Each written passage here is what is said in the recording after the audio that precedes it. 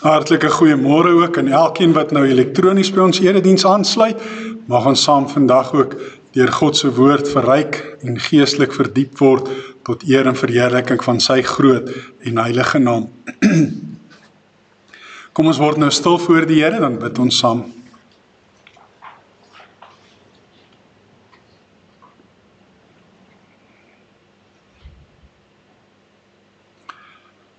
Ons Vader wat in die hemel is, baie dankie dat ons vandag weer hier in U huis saam kan wees om U te loof en te prys en te eer.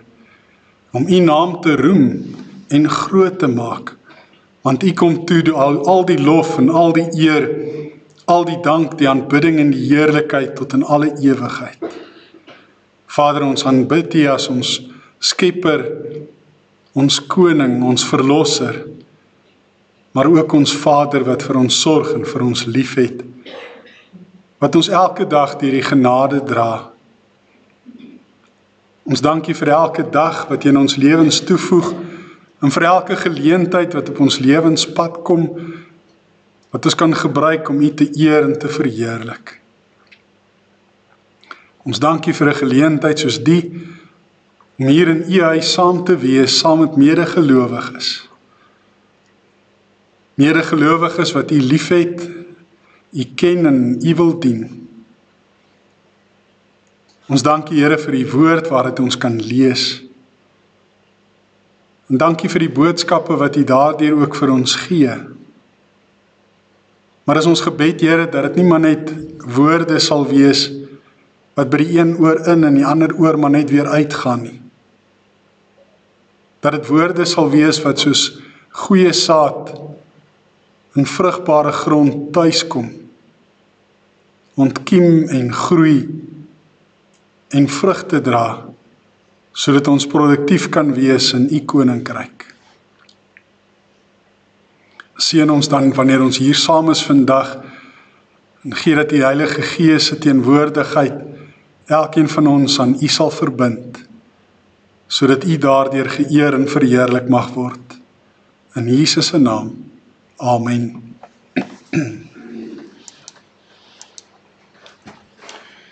Maatjies, vanoggend het ek vir Luigi saam met my gebring. Hy is mos daai Italianer wat uit Amerika uitkom en wat daar taksies bestuur het en wat nou hier in Suid-Afrika ook is. So, goeiemôre Luigi, groet 'n bietjie die mense. Oh, buongiorno, buongiorno, buongiorno, la vita bella. Ja nee, jy is mos altyd passievol in alles wat jy doen, nie waar nie. Ah, si, signor, I am appassionate. Ja nee, ons weet jy het 'n hele paar liefdes ook, nee. Ah, si, signor, oh, numero uno is the beautiful ladies. Ja, nee, ek het gedink, jou eerste passie in die lewe is die mooi vrouens. En ek het nou al gewonder, wat sal jou tweede passie wees? Ah, signor, numero duo is singing. I love to serenade the beautiful ladies. When I see your face, there's not a thing that I would change, 'cause you're amazing, just the way you are. Luigi, what a mistake to make. I forget we're in the church. Ja, jy moet onthou, ons is in die kerk en ons serenade nie die vrouens in die kerk nie. So, wat is jou derde passie in die lewe? That is the easy one. So, vertel ons. Ngani, must be funny in a rich man's world. Nou gebruik jy dit alweer as 'n geleentheid om te sing, maar is geld jou derde passie? Ja, si, signor. I like to have all the money in the world so that I can impress the beautiful ladies. So dit lyk my dit draai maar alles maar weer oor jou eerste passie, nee. So, nou wat doen jy om so baie geld bymekaar te maak? I played the lottery in US. En hoeveel geld het jy al gewen? Nothing. En hoeveel het jy al verloor? Senor, hoe is accounting? Ja, nee, jy moet tel hoor, ek dink jy het al baie meer geld kon jy gehad het, as jy nie dit verloor het op, ekskuus, op so onverantwoordelike manier nie. Ja, geld is nogal 'n ding in die lewe, almal is lief daarvoor, almal wil dit graag hê, en as ek eerlik moet wees, ek ook nogal daarvan hou om die lot uit te wen, maar dit gaan nie gebeur nie, want ek speel dit nie. So, ja, Lucas Marie het mos gesing, ek sou kon doen met 1 miljoen, en ek dink in vandag se terme sou hy eintlik wou sê pond, want 1 miljoen rand help jou ook nou nie, jy is meer veel nie. Maar, ja, kom ons gesels 'n bietjie daaroor, Louisie, kom sit jy hier agter, en ek hoop jy gaan ook ietsie leer vandag, wanneer ons uit die Bybel uit gaan saam lees. Ja, geliefdes, ons skriflesing is volgende uit Lukas hoofstuk 16, en dis 'n gelykenis, die gelykenis van die oneerlike bestuurder. Jesus het vir sy disippels ook gesê, 'n ryk man het 'n bestuurder in diens gehad, en die is by hom aangekla, omdat hy sy geld verkoos het. Nou wanneer ons die woord ryk man hoor, dan moet ons dink aan Jesus se interaksie met die mense, onder andere met 'n ryk jong man wat by hom gekom het, en wat graag probeer het om in die koninkryk van God te kom. En hy het probeer reg lewe. En hy vra vir Jesus, wat moet hy doen om in die koninkryk van God te wees? En Jesus sê vir hom, hy moet die gebooie gehoorsaam. Ekskuus. Hy sê toe, maar hy doen dit al van kleins af. Hy gehoorsaam die gebooie. Maar Jesus ken sy hart. En hy weet dat hy 'n skatryk man is, want 'n mens kan dit aan sy klere en alles ook sommer sien. En hy sê toe vir hom, wat hy moet doen, is hy moet al sy besittings gaan verkoop, en hy moet sy geld vir die armes gee, dan sal hy 'n skat in die koninkryk hê. En dan lees ons dat die jong man die hartseer ding gedoen het om bedruk weg te stap. Hy wou nie afstand doen van al sy geld en al sy besittings nie. En toe sê Jesus, dis so moeilik vir 'n ryke om in die koninkryk van God te kom, as wat dit is vir 'n kameel om deur die oog van 'n naald te gaan. En baie mense dink hy dit figuurlik bedoel, maar ek dink hy dit letterlik bedoel. Dis regtig baie moeilik. Mens kan nie sommer 'n kameel deur 'n naald se oog kry nie. Net soos dit baie moeilik vir 'n ryk om in die koninkryk te kom. Hoekom? Want ryk mense oor die algemeen dink hulle kan alles met hulle geld koop. Hulle kan alles met hulle geld doen, en hulle geld is hulle mag. En hoe meer hulle daarvan het, hoe meer wil hulle daarvan hê, en dikwels kry hulle dit op 'n oneerlike manier bymekaar gemaak, en hulle wil met hulle geld alles net reg maak wat verkeerd is. Maar ons weet, 'n mens kan nie. So hier is een van daardie ryk manne, wat so baie besittings gehad het, dat hy selfs 'n bestuurder in diens kon neem, sodat die bestuurder sy belange namens hom kon behartig. Maar hierdie was nie 'n goeie bestuurder nie. Dit was nie 'n goeie aanstelling nie, want die ou het sy geld verkoos. Dit was 'n oneerlike bestuurder, 'n onbetroubare bestuurder. Die ryk man ontbied hom toe en sê vir hom, wat is dit wat ek van jou hoor? Gee verslag van jou bestuur van sake, want jy kan nie langer bestuurder wees nie. Nou is hierdie bestuurder in die knyp, want hy is ook baie lief vir geld. Die bestuurder dink toe by homself, wat moet ek nou doen? Want my werkgewer neem die bestuurderskap van my af weg. Vir hande arbeid sien ek nie kans nie. En om te bedel skaam ek my. Maar wag, nou weet ek wat ek sal doen, sodat daar mense sal wees, wat my in hulle huise sal ontvang, as ek uit die bestuurderskap ontslaan is. Want sien, hy was gewoon daaraan om in mense se huise te kom, want ryk mense nooi graag ander ryk mense uit, en so kuier hulle mos nou maar by mekaar, en hulle is mos nou maar dik pelle van mekaar, want hulle eet lekker saam, hulle drink lekker saam, en hulle koop hulle vriende en hulle vriendskap ook met hulle geld. Nou beraam hy hierdie slim plan. Hy roep al die skuldenaars van sy werkgewer, een vir een, en hy vra vir die eerste een, hoeveel skuld jy my werkgewer? Hy antwoord, 100 vate olyfolie. Toe sê hy vir hom, vat jou skuldbewys, gaan sit en skryf gou, 50. Daarna vra hy vir 'n ander een, en jy? Hoeveel skuld jy? Hy antwoord, 100 sak koring. En hy sê vir hom, vat jou skuldbewys en skryf 80. Die werkgewer het die oneerlike bestuurder geprys vir die slim ding wat hy gedoen het. Die mense van hierdie wêreld, sê Jesus, tree onder mekaar slimmer op as die mense van die lig. En ek sê vir julle, gebruik die oneerlike mammon om vir julle vriende te maak, sodat wanneer die geld nie meer kan help nie, hulle julle in die ewige woning sal ontvang. Wie in die kleinste dinge betroubaar is ook in die groot dinge betroubaar. En wie in die kleinste dinge oneerlik is ook in groot dinge oneerlik. As julle dan nie betroubaar is in die hantering van die oneerlike mammon nie, wie sal die ware rykdom aan julle toevertrou? Jammer vir die al ewige hoes. As julle met 'n ander man se goed nie betroubaar is nie, wie sal dan iets aan julle gee om as julle eie te besit? Geen huisbediende kan vir 2 baase tegelyk werk nie, want hy sal of die een minder ag en die ander een hoër, of vir die een meer oor hê en vir die ander een afskeep. Julle kan nie God en mammon dien nie.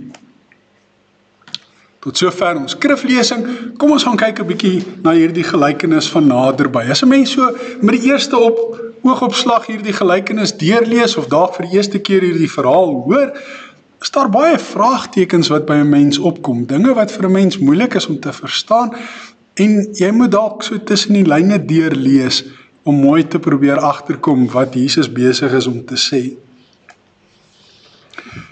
Verlede week toe ons gepraat het oor die gelykenis van die verlore seun, het ek vir u gesê dat gelykenisse verstaanbare stories is, wat gebaseer is op die alledaagse lewe, en Jesus vertel dit om iets oor die koninkryk van God te verduidelik, maar veral ook om 'n boodskap oor te dra. Jesus het geweet dat die fariseërs lief was vir geld. Nou as julle hierdie gedeelte in Lukas 16 net so 'n bietjie verder gaan lees, dan sal julle sien net in die volgende gedeelte staan daar dat die fariseërs Jesus bespottend uitgelag het oor wat hy gesê het, want hulle was lief vir geld. Hulle wou ook graag geld gehad het, miljonêers gewees het. Net soos die voorspoed dwaalleraars, het hulle geglo dat hulle rykdom 'n teken is van God se seën. Nou die voorspoed dwaalleraars is leraars wat mense mislei met die valse voorspoed teologie, waarin hulle vir die mense sê, jy moet net tot bekering kom, en jy moet baie geld vir my gee, dan gaan die Here jou seën, en dan sal dit met jou baie goed en baie voorspoedig gaan, jy gaan skatryk word, en jou rykdom is 'n teken dat God jou seën. En so dink hulle dan dat die teenoorgestelde waar is, as jy arm is, dan is God nie besig om jou te seën nie. Dan is God eintlik besig om jou te straf, omdat jy nie genoeg vir hom gee, of genoeg vir hom doen nie, of een of ander ongehoorsaamheid het wat jy nie wil bely nie, of wat ook al die geval mag wees. Dis min of meer waaroor die voorspoedteologie gaan.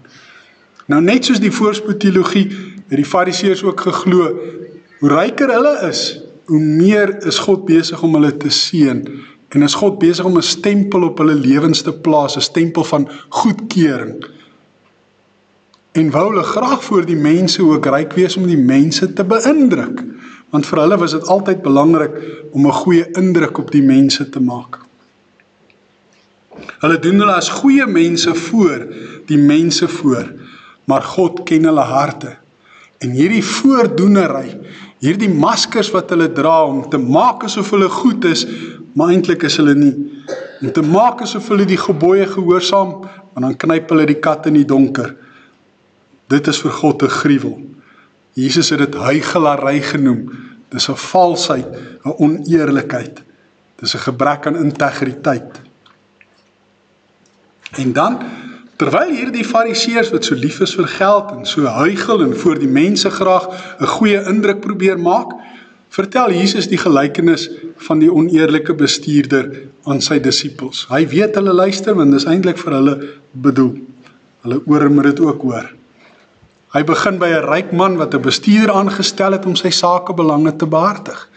En ek het nou reeds vir u gesê, dat hierdie ryk man, dat hy dit moeilik sou regkry om in die koninkryk van die hemel te kom. So mens moet nou nie verwag dat hierdie ryk man dalk God sou wees, soos wat 'n mens partykeer in die gelykenisse ook vergelykings moet tref, soos wat ons gesien het met die gelykenis van die verlore seun, dat die pa eintlik soos God is nie. In hierdie geval is die ryk man nie God nie, hy is 'n inwoner van die wêreld, en hy is in die wêreldse koninkryk, en sy geld is sy God. Hy het 'n bestuurder nodig om al sy belange te bestuur. Ongelukkig maak hy 'n swak aanstelling, want hierdie bestuurder was 'n korrupte man. Hy was 'n oneerlike skelm. Hy het sy werkgewer se geld verkoos. Natuurlik meeste daarvan in sy eie sak laat beland. Die ryk man hoor daarvan, hy ontbied hom en hy sê, kom, doen 'n bietjie verslag. Hy eis rekenskap van hom en hy sê, ek gaan jou afdank, jy gaan nie langer my bestuurder wees nie.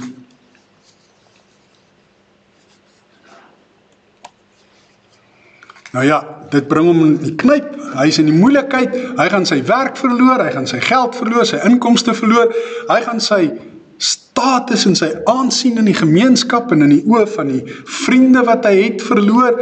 Al sy drinkerbroeders gaan nie meer na hom toe kan kom nie, want hy gaan nie geld hê vir al die duur drank nie. So hy weet werkloosheid is sy voorland. Dis waarheen hy afstuur. En hy is nie lus om soos 'n slaaf met sy hande te werk nie. En hy wil ook nie gaan bedel nie, want hy sien ook nie kans daarvoor om 'n bedelaar te word nie. Hy moet dus nou baie vinnig 'n slim plan maak.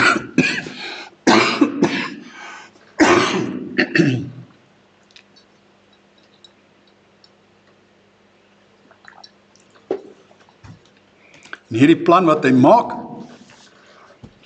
om nie sy aansien onder sy vriende te verloor nie, is om natuurlik nou na hulle te gaan en baie skelm vir hulle te sê, wat skuld julle alles my werkgewer? En die een na die ander word geroep en hulle sê wat hulle skuld en hy skryf sommer hulle skuld af. Hy wil in hulle goeie boekies kom, sodat hulle hom gasvry in hulle huise sal ontvang en verwelkom, dat hy nog steeds sy drinkerbroeders kan hê, by wie hy kan gaan kuier en by wie hy kan gaan braai en by wie hy kan gaan lekker rond lê. Hy skryf gedeeltes van hulle skuld af en so kom hy in hulle goeie boekies. En dan die werkgewer, omdat hy nou in die koninkryk van die wêreld is, dink hy, dit was nou 'n baie slim plan. Hierdie ou maak voorsiening daarvoor dat hy nog steeds vriende sal hê wat hom sal ontvang. En hy prys hom vir hierdie baie slim ding wat hy gedoen het. Die mens moet nou agterkom, as jy nou tussen die lyne deurlees, dat Jesus eintlik besig is om sarkasties te wees. Mens dink nie altyd daaraan dat Jesus partykeer ook sarkasties was in dit wat hy gesê het nie. Maar in hierdie geval was hy regtig sarkasties gewees. Want hierdie slim ding, wat in die oë van die wêreld en in die oë van hierdie wêreldse ryk man na slim lyk en in die oë van hierdie oneerlike bestuurder na slim lyk, is nie slim in die oë van God nie. Hy het dit sarkasties bedoel en daarby gevoeg dat die mense van die wêreld in die oë van die wêreld slimmer optree as die mense van die lig. So die mense wat in die wêreldse koninkryk lewe, dink hulle is baie slim, hulle skelmstreke is baie slim, kyk net hoeveel rykdom maak hulle vir hulle self bymekaar, met hulle korrupsie, met hulle bedrog, met hulle oneerlikheid, met hulle diefstal, en hulle dink dis baie slim, want kyk nou net hoe voortvarend is hulle. Terwyl as hulle kyk na die gelowiges, dan dink hulle die gelowiges is eintlik maar dom. Die mense van die lig is nie so slim nie, en kyk hoe suffer hulle, kyk hoe swaar kry hulle, kyk hoe arm is hulle. Hulle wil nie oneerlik wees nie, nou moet hulle maar swaar kry. So vir hulle is dit nie baie slim nie. En dan spottenderwys gee Jesus boonop vir hulle die opdrag om vir hulle vriende met hulle geld te gaan koop. Hy sê vir hulle, vat julle mammon Mammon is 'n woord wat gebruik is om die verafgoding van geld. As jy geld verafgod, dan noem ons dit mammon. Om daardie geld te gebruik om vir hulle vriende te koop. Vriende wat hulle kan ontvang. En dis nou waar die spot inkom, as Jesus sê, in hulle ewige wonings. Want enige een wat nou 'n bietjie verstand het, sal weet, geen vriend van jou se woning is ewig nie.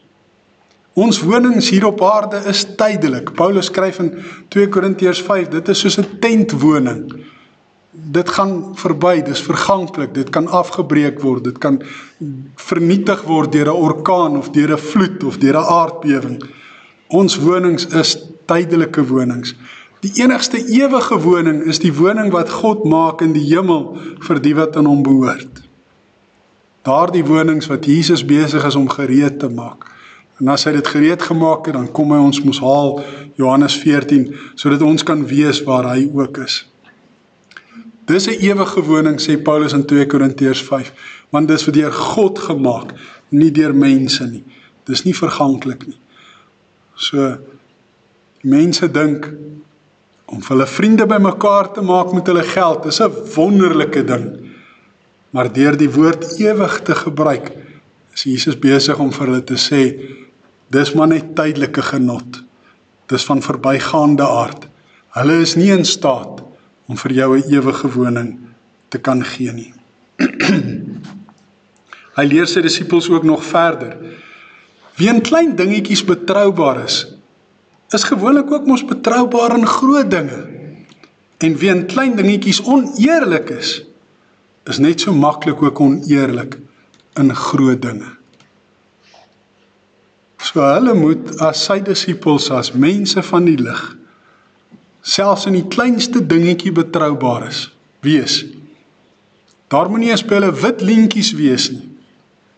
Hulle moet nie eers net iemand anders se pen vat nie, wat nog te sê R1 miljoen.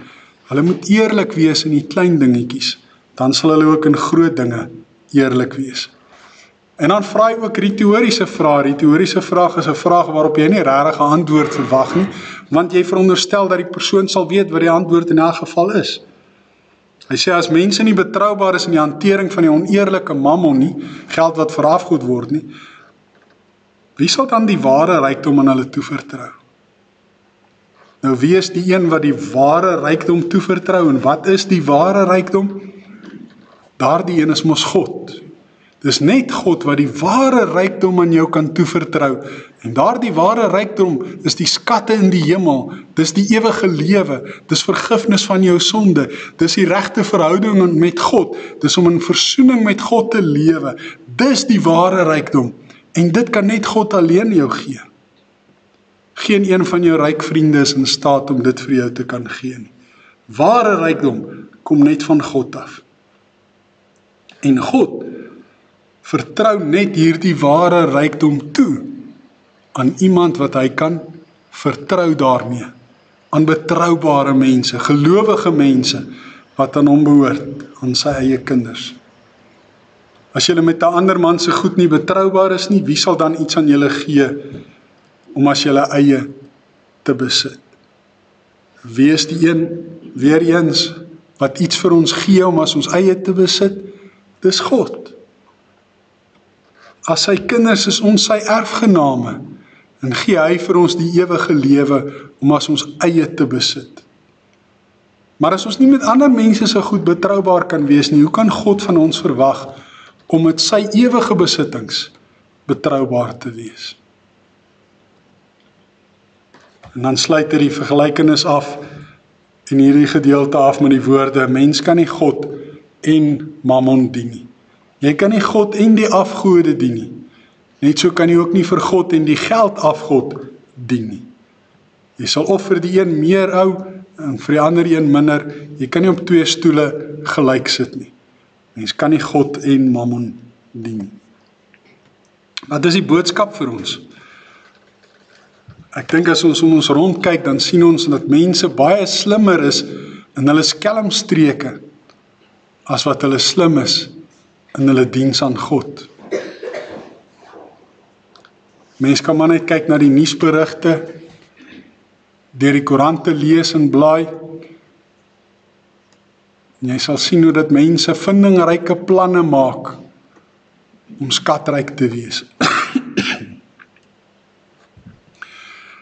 Hoeveel rolprente is daar net nie al gemaak van die sogenaamde heists nie, waar mense vir hulle spanne bymekaar maak, van opgeleide skelms, wat baie slim is in hulle skelmgheid, en dan gaan beroof hulle 'n casino of 'n bank of wat ook al, met hulle slimheid. In die oë van die wêreld is hulle dalk baie slim, maar in die oë van God glad nie. Ek sal graag eerder in die oë van God wil slim wees, as om slim te wees in die oë van die wêreld. Ek sal graag eerder vir God wil tevrede stel, as om 'n klomp ryk vriende te probeer tevrede stel, of hulle te probeer beïndruk. Ek sal eerder in God se goeie boekies wil wees, as om in die goeie boekies te wees van wêreldse vriende, wat dalk groot vermaak kan bied, maar net op 'n tydelike grondslag, wat geen ewige waarde het nie. Materiële welvaart is nie gelyk aan geestelike rykdom nie. Ware rykdom is geestelike rykdom. Dis die skatte in die hemel. Om baie geld in die bank te hê, beteken niks, want jy kan nie daarmee gesondheid koop nie, jy kan nie daarmee liefde koop nie, jy kan nie daarmee vergifnis koop nie, jy kan ook nie daarmee die ewige lewe koop nie. Jy kan nie daarmee die regte verhouding met God koop nie. Jy kan nie daarmee 'n gelukkige huwelik koop nie. Al die goed in die lewe wat regtig belangrik is, wat regtig kosbaar is, die ware rykdom in die lewe, kan geld nie koop nie. Hooglied sê al, sou iemand al die geld in die wêreld vir die liefde wil betaal, hy sal daaroor uitgelag word, want jy kan dit nie koop nie. Dit is baie beter om in die oë van God betroubare rentmeesters te wees, as om gewild en populêr te wees in die oë van die ongelowige wêreld. Rentmeester is 'n bestuurder. 'n bestuurder van belange.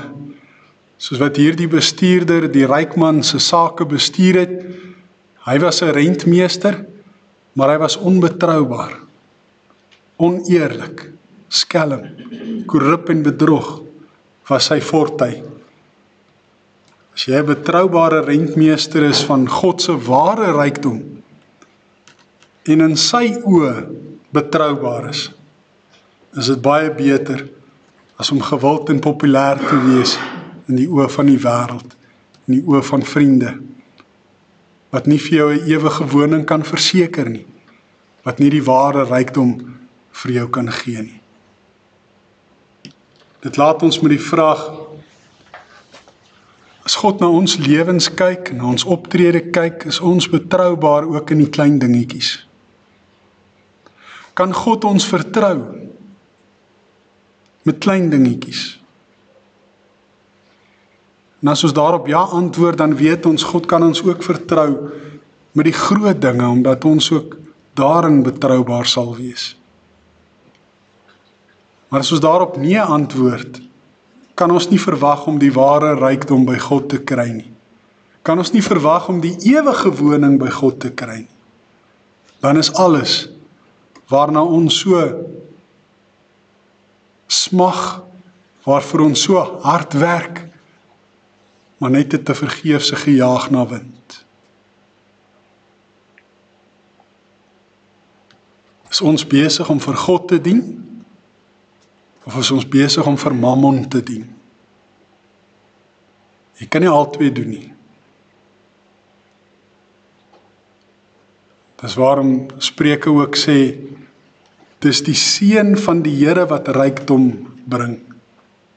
Jou gesoeg, laat dit nie meer word nie. En dan praat ons van die ware rykdom. Dit wat regtig saak maak, dit wat regtig kosbaar is en ewigheidswaarde het. Jou gesoeg kan dit nie laat meer word nie. Dis die seën van die Here wat dit vir jou gee. Wanneer jy in selfs die kleinste dingetjies eerlik en betroubaar is. Mag ons hieruit 'n waardevolle les leer. Amen. Kom ons bid saam.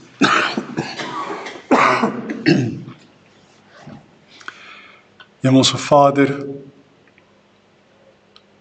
so dikwels is ons maar besig om in die oë van die wêreld te probeer slim wees, om allerhande wêreldse planne te maak, dikwels oneerlik, skelm, vol bedrog. Ons noem dit sommer maar schemes. Want ons wil so graag rykdom by mekaar maak. Ons dink dit sal met ons beter gaan as ons baie geld het. Ons dink ons sal gelukkiger wees wanneer ons baie geld het. Maar vandag besef ons net weer dat dit maar net alles leuns van die duiwel is. Leuns van ons vyand is. En dat wanneer ons in die oë van ons vyand en in sy koninkryk slim is, ons nie noodwendig slim is in u koninkryk nie. Here, ons wil graag eerder mense van die lig wees. Mense wat betroubaar en eerlik is. Selfs in die kleinste dingetjies. Ons wil graag eerder die ware rykdom van u ontvang, as om met aardse tydelike rykdom tevrede te wees. Ons wil eerder, Here, in u oë betroubaar wees, as om slim te wees in die oë van die wêreld. Vader, vergewe ons daarom vir ons al ewige gesmag na geld, na populariteit en gewildheid. Geef vir ons die genade, Here, om eerder te smag na dit wat reg is en goed is, wat vir u behaaglik is. Vader, ons kom bid vir ons gemeente in hierdie vakansietyd wat voorlê. Ons wil vra dat u ons almal veilig sal bewaar, die van ons wat in Jan Thuis bly se karretjie ry, maar ook die van ons wat weggaan met vakansie. Bewaar ons ook, Here, deur u genade in alles wat ons beplan en wat ons doen. Geef vir ons die wysheid om die regte besluite te neem, besluite wat slim is in u oë.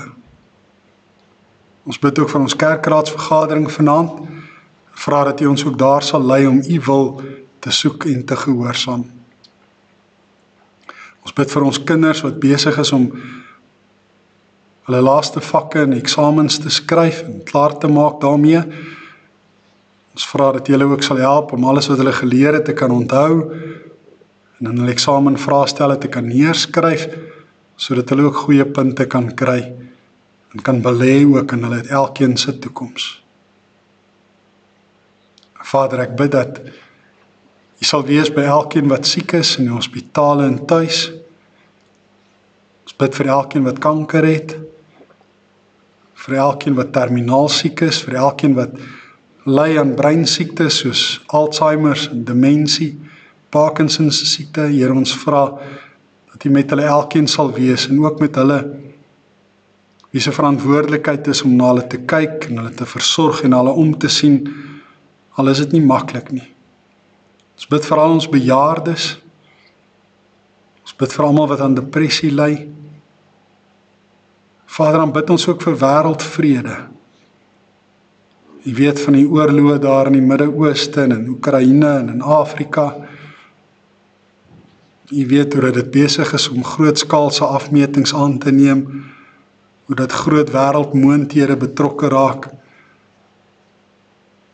Ons wil vra, Here, dat u ons sal bewaar daarvan, dat daar weer 'n derde wêreldoorlog sal wees.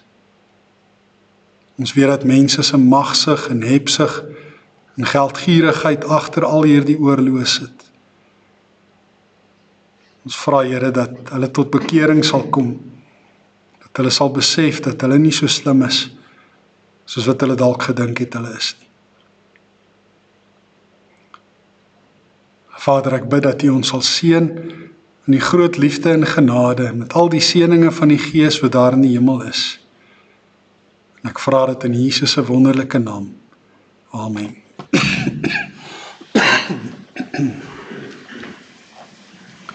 Jy het nou geleentheid om vir die Here te dien met die dankoffers. Baie dankie.